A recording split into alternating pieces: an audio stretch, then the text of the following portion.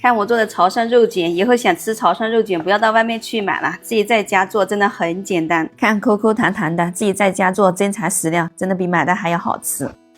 这头肉还是我今天早上买的，一直放在冰箱里给它冷藏，现在已经是晚上了。现在把它的皮去掉。肉我选用的是3肥7瘦的后腿肉哈。肉给它清洗干净之后，再来给它切成小块，先给它装进碗里拿去搅碎。我今天做的有点多，如果你们做的少的话，就用那个加肉的绞肉机就可以了。再准备一点清水，一起放到冰箱里面去给它冻一下。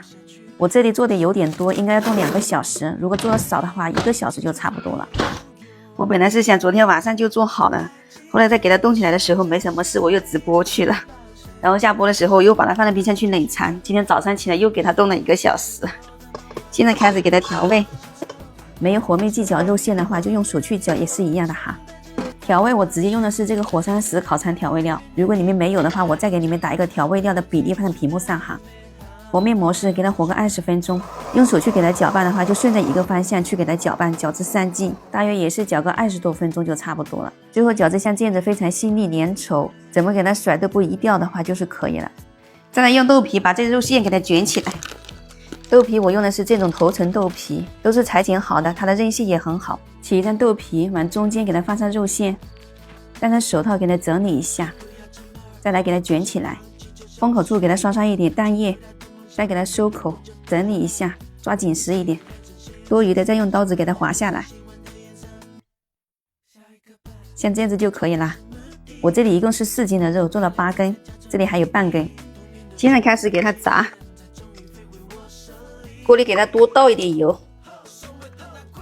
先不要开火哈，冷油下锅，然后再开最小火给它慢慢炸，炸至像这样子上面冒小泡泡了，然后也有定型了，就给它翻个面，最后炸至像这样子按下去又浮上来就是可以了。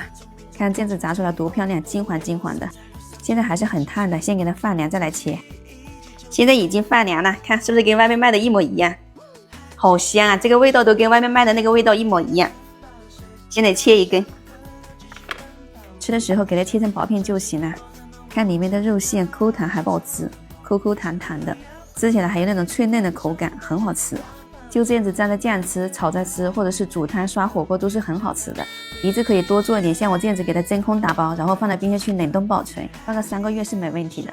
还可以像我这样子拿来煮粉面，汤是特别的鲜香，尤其是家里的小朋友们都是特别喜欢吃。